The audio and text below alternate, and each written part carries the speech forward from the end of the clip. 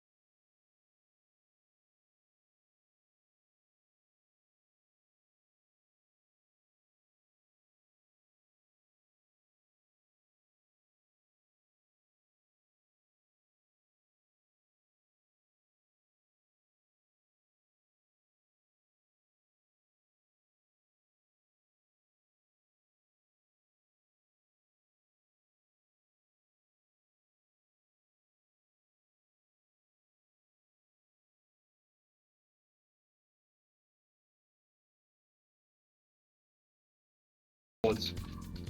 अब इसमें आपने क्यों रिटर्न किया फॉल्स, वो कह रहा है कि अगर स्टैक ही एम्प्टी है, ठीक है, स्टैक एम्प्टी है तो उसके अंदर तो कोई मैच नहीं करने के लिए आपकी वैल्यू ना, कि आप मैच करोगे कि क्लोजिंग ब्रैकेट और ओपनिंग ब्रैकेट एक है कि नहीं है, ठीक है। तो उसमें आपने फॉल्स रिटर्न कर देना और फिर आपने करेक्टर बनाना है टॉप 4, उसका नाम रख देता हूँ मैं, ठीक है, कि टॉप करेक्टर जो मेरे पास होगा उसके अंदर आपने क्या कर लेना है, उसके अंदर आपने जो स्टैक का टॉप है वो स्टोर करा देना है।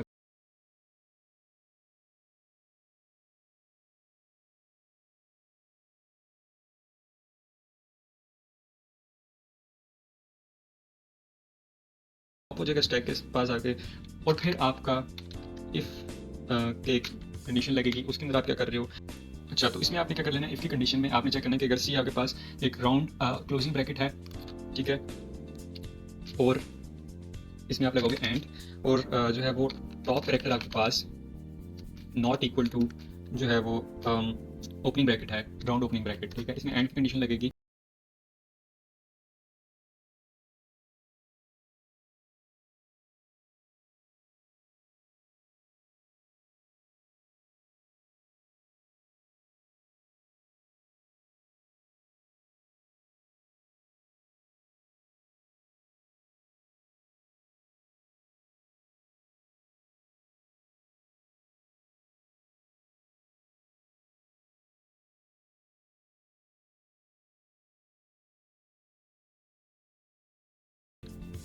और सी इक्वल टू जो है इस तरह के पास या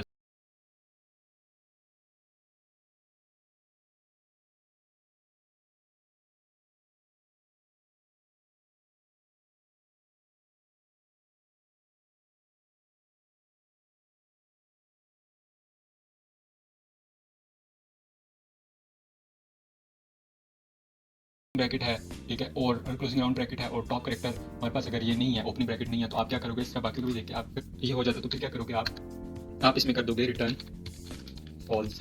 फॉल्स आप रिटर्न कर लोगे, ठीक है, और उसके बाद आपने क्या कर लेना है, उसके बाद आपने करना है कि ये सब हो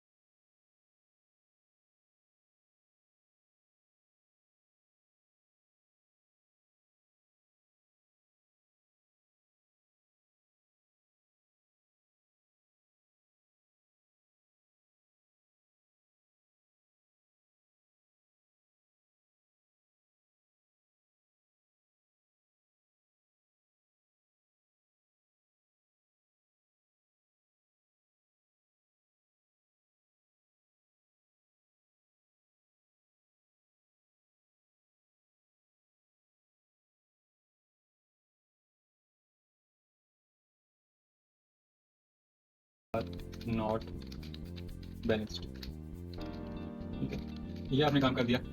और